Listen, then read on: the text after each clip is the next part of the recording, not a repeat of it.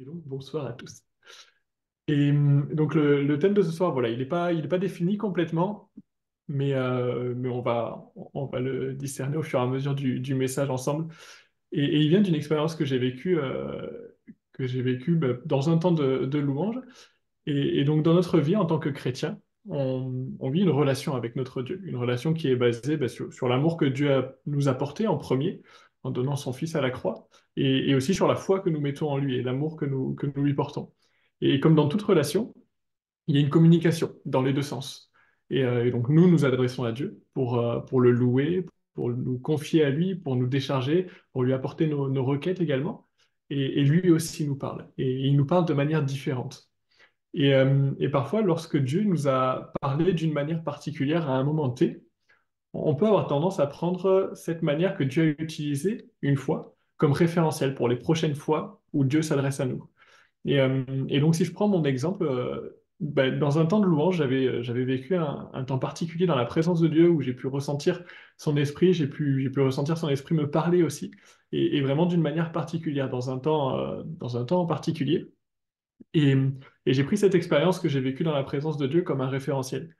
Et, et alors les jours sont passés et vient un autre temps de louange à l'église également, où en m'appuyant sur cette expérience, ben, je m'attendais à ce que Dieu agisse de la même manière. Je m'attendais à ce que j'allais ressentir dans mon cœur, je m'attendais à ce qu'il allait faire et la façon dans laquelle il allait agir.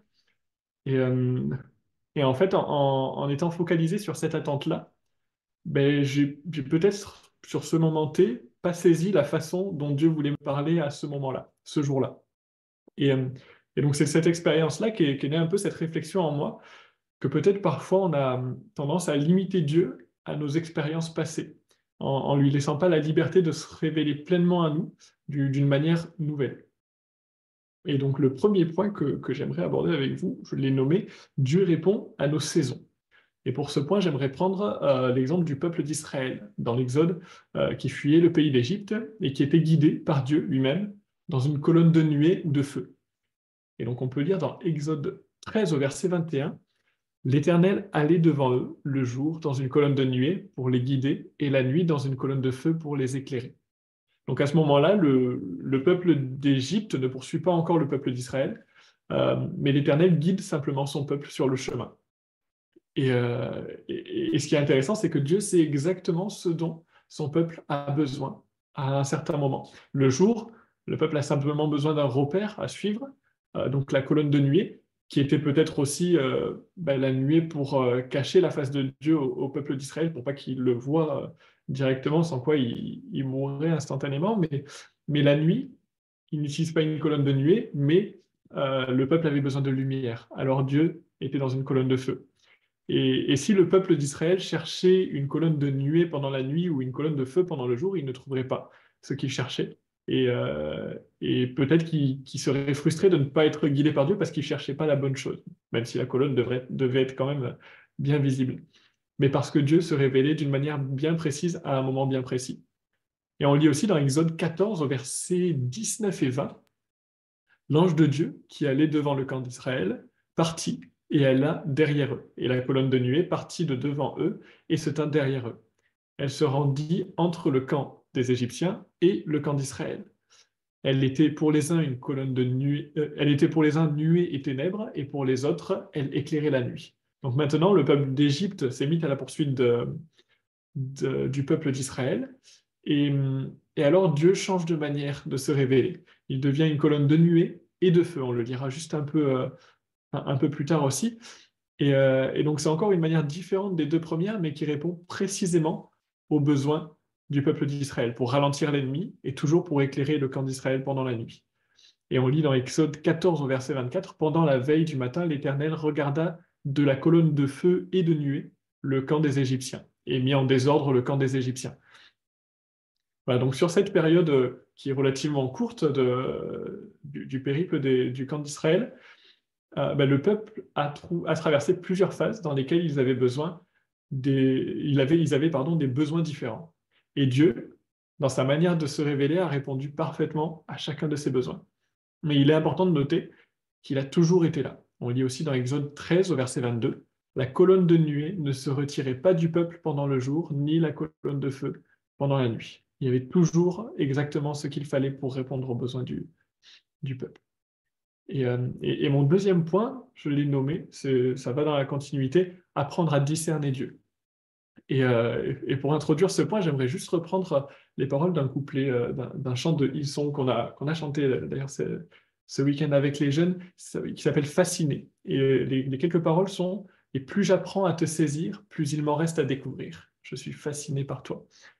Et j'aime réaliser qu'on est vraiment des êtres limités, mais que ce n'est pas le cas de Dieu. Nous avons tellement à découvrir à son sujet, et notamment sur sa façon de se révéler à nous. Et pour illustrer ce point, j'aimerais lire avec vous dans 1 Roi, au chapitre 19, les versets 11, 12 et 13. Donc c'est de la vie d'Élie. On lit: L'Éternel dit, donc à Élie, sors et tiens-toi sur la montagne devant l'Éternel. Et voici que l'Éternel passa, un grand vent violent déchirait les montagnes et brisait les rochers devant l'Éternel. L'Éternel n'était pas dans le vent. Après le vent, ce fut un tremblement de terre. L'Éternel n'était pas dans le tremblement de terre. Après le tremblement de terre, un feu. L'Éternel n'était pas dans le feu. Enfin, après le feu, un son doux et subtil. Quand Élie l'entendit, il s'enveloppa le visage de son manteau. Il sortit et se tint à l'entrée de la grotte. Or voici qu'une voix lui dit: Que fais-tu ici, Élie? Et après cela, Dieu va révéler précisément à Élie ce qu'il attend de lui. Et Dieu aurait pu se révéler à Élie dans quelque chose de puissant. Il a eu l'occasion avec le vent, avec le tremblement de terre, le feu, et c'est parfois ce qu'on peut attendre de Dieu. Et dans l'expérience que je vais vous raconter au début, c'était quelque chose que j'attendais peut-être aussi. Mais comme Élie, on est vraiment invité à être attentif à la voix de Dieu, de la façon dont il veut se révéler à nous. Et pas le limiter à forcément quelque chose de puissant parce que c'est notre désir. Et le contexte de ce texte est dans un moment compliqué de la vie d'Élie. Alors qu'il était en fuite parce qu'il était recherché pour être mis à mort, il s'est isolé pour demander la mort à Dieu. Il était dépassé par ces circonstances et il disait: C'en est assez, je veux que tu me reprennes. Mais Dieu ne lui a pas accordé parce qu'il avait un autre plan pour lui. Alors il l'a nourri, on peut le lire dans Un Roi toujours, il l'a nourri et l'a envoyé au mont Horeb, qui est dite la montagne de Dieu, pour se révéler à lui.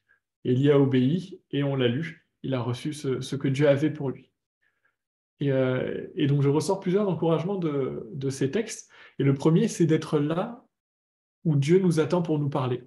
Alors Élie, dans ce texte-là, a marché 40 jours et 40 nuits pour se rendre au mont Horeb, là où Dieu lui avait demandé d'aller pour se révéler à lui. Et pour nos vies, il n'est pas question de se déplacer autant qu'Élie a dû le faire, bien que je ne veux pas limiter Dieu dans mes propos, il peut le demander. Mais ce qui est certain, c'est que Dieu nous attend dans sa présence, quotidiennement.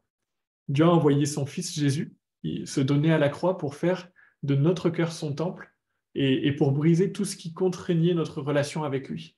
Le péché qui nous tenait éloignés de sa présence et qui faisait que la présence de Dieu ne pouvait être qu'en un endroit dédié, accessible à certaines personnes, à certaines occasions. Mais aujourd'hui, Dieu peut et veut te rencontrer précisément là où tu es. Et il veut juste que tu mettes un moment à part pour lui, pour tourner ton cœur vers lui et le laisser se révéler à toi.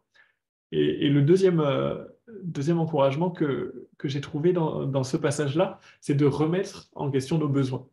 Et Élie, lui, voulait la mort, car il en avait assez de la vie, il en avait assez de toutes ces circonstances qui lui pesaient, mais Dieu avait vraiment d'autres plans qui étaient bien meilleurs pour lui. Élie n'avait pas encore terminé sa mission et Dieu voulait encore l'utiliser pour se choisir des serviteurs. Et peut-être que parfois on peut se questionner, par exemple, sur notre avenir, qui peut nous sembler incertain. On peut se décourager par rapport à certains événements, certaines circonstances, et demander à Dieu de nous révéler son plan. Pas forcément jusqu'à l'extrême d'Élie, mais simplement demander à Dieu de nous révéler son plan. Et la question que je peux me poser dans ce moment-là, c'est: est-ce que j'ai besoin de réponses, de révélations de la part de Dieu sur le plan qu'il a pour moi? Ou bien est-ce que j'ai simplement besoin de confiance en lui? Est-ce que j'ai simplement besoin de croire et d'avoir cette foi qu'il est au contrôle et qu'il révélera ce qui sera bon de révéler en son temps?